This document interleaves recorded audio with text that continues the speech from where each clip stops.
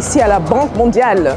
Alors nous allons choisir spécifiquement deux thèmes bien précis. On va surtout se concentrer sur la création d'emplois, l'entrepreneuriat, mais également sur le financement des entrepreneurs, que ce soit en Afrique ou autour du monde. Voilà, donc début de la deuxième journée, apprêtez-vous les gars, on aura beaucoup de fun. Allons-y. Je vous donne maintenant la possibilité de devenir membre de la chaîne. Devenir membre, c'est surtout avoir accès aux coulisses des astuces de business dont je ne parle pas publiquement. C'est aussi bénéficier de masterclass, de coaching et de vidéos exclusives. Je vous offre sur un plateau d'or plus de 20 ans d'expérience pour le prix d'un sandwich. Cliquez dès aujourd'hui sur rejoindre ou join pour rejoindre notre communauté grandissante ou regardez le commentaire épinglé sous la vidéo.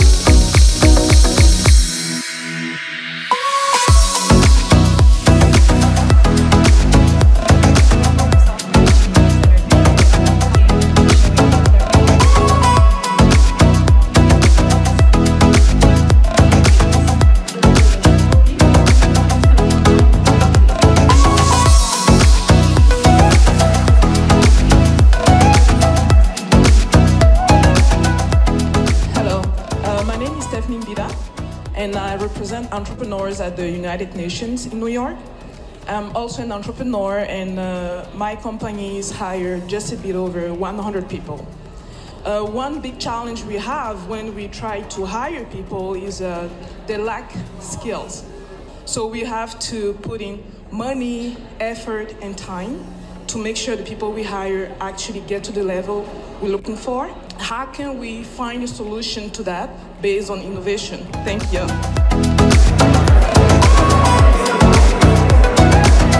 Ceci marque la fin de la deuxième journée, une très longue journée, très fatigante. Beaucoup d'échanges, beaucoup de rencontres stratégiques et comme d'habitude, la voix des entrepreneurs s'est fait entendre.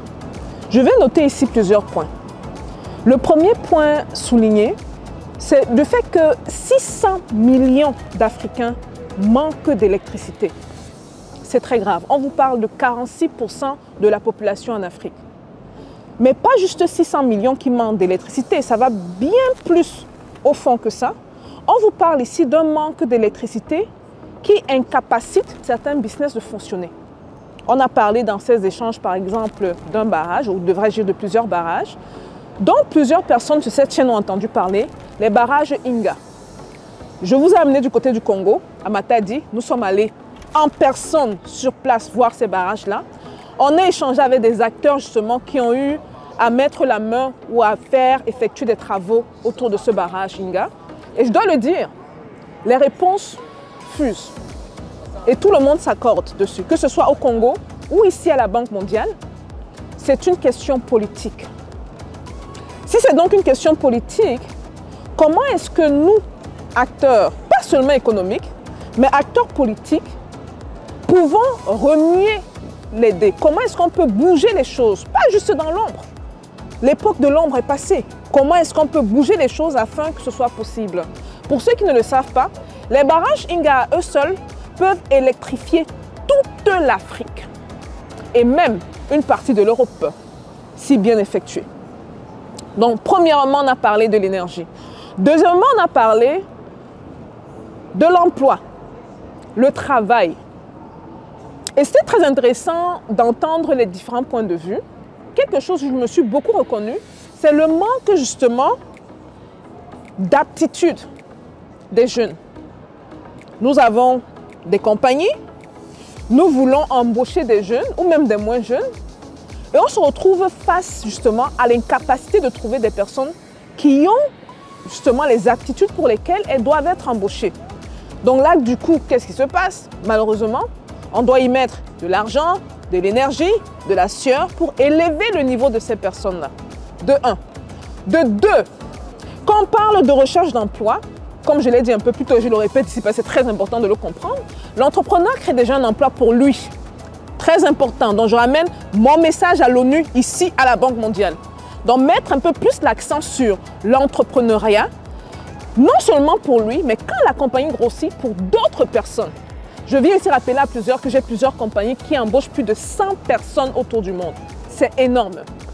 Et si je ne m'étais pas lancée dans l'entrepreneuriat, ça n'allait pas être possible du tout. Un autre point justement, troisième point.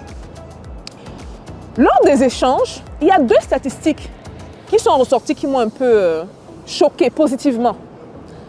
À date d'aujourd'hui, 12,5% des emplois globaux sont des emplois en ligne. En d'autres termes, ce sont des emplois qui peuvent être obtenus avec un téléphone et un ordinateur. Ça, ce sont les statistiques globales. On rentre dans la spécificité de l'Afrique. Combien de jeunes aujourd'hui, bien combien d'Africains utilisent leur cellulaire pour justement générer des revenus, soit justement en créant ce qu'on appelle en anglais des gigs, qui vous pouvez le faire sur Fiverr, sur Upwork, il y a plusieurs plateformes, en offrant justement ces compétences en ligne. Ok? Donc combien de jeunes en Afrique, ou bien combien même d'Africains, utilisent soit un cellulaire, soit un ordinateur justement pour profiter des opportunités d'emploi. La deuxième statistique qui m'a un peu choquée, on dit que d'ici 2050, les pays développés auront un gros manque d'emplois. On vous parle de 750 millions d'emplois, les gars. Non seulement à cause de la population vieillissante, okay, mais également à cause de certaines réalités auxquelles certains peuples feront face. Comment est-ce que les Africains peuvent se positionner en 2024 où nous sommes? 26 ans, ce n'est pas beaucoup, hein, les gars, c'est à côté.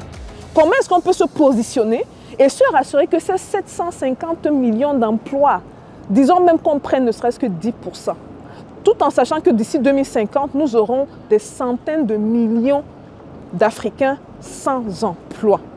Le dernier point sur lequel j'aimerais revenir, le financement, le superfinancement. Vous savez, aucune compagnie ne devient grosse. Aucune compagnie ne fait des centaines de millions de dollars. On n'est pas dans le franc CFA, dans le dollar, sans qu'elle emprunte d'autres personnes. Aucune. Citez-moi juste une, s'il vous plaît. Mettez en bas. Okay? Le financement des compagnies est important, que ce soit un financement qu'on prend à la banque. L'argent de la banque, n'oublions pas, c'est l'argent des personnes, c'est l'argent dans les comptes d'épargne, c'est l'argent dans les comptes dormants que la banque utilise pour justement prêter et se faire don de l'argent. L'argent des banques, qu'on peut considérer comme étant l'argent des gens, ça peut également être des fonds d'investissement, que sais-je. Mais ce qui est sûr, c'est que, bon, c'est sûr que le débat sur ce point était très orienté Occident, avec une partie de l'Asie, parce qu'il y avait des intervenants indiens qui ont parlé.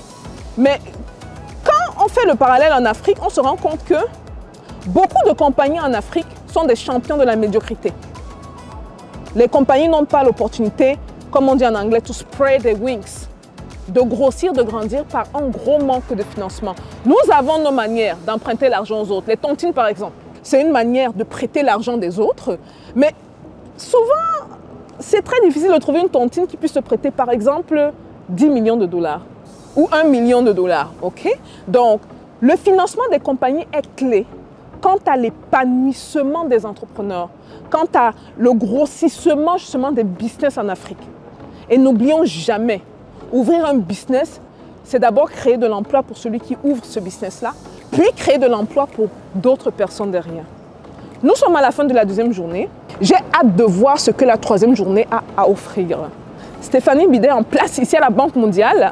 Je viens représenter les entrepreneurs africains par rapport aux réalités dont on fait face. Si vous avez des questions comme d'habitude, posez vos questions. C'est toujours un plaisir pour moi de les prendre et de les ramener ici afin qu'on échange. Je suis vraiment une grosse croyante du fait que échanger avec le temps amène le changement. Voilà. On se voit donc demain, troisième journée à la Banque mondiale.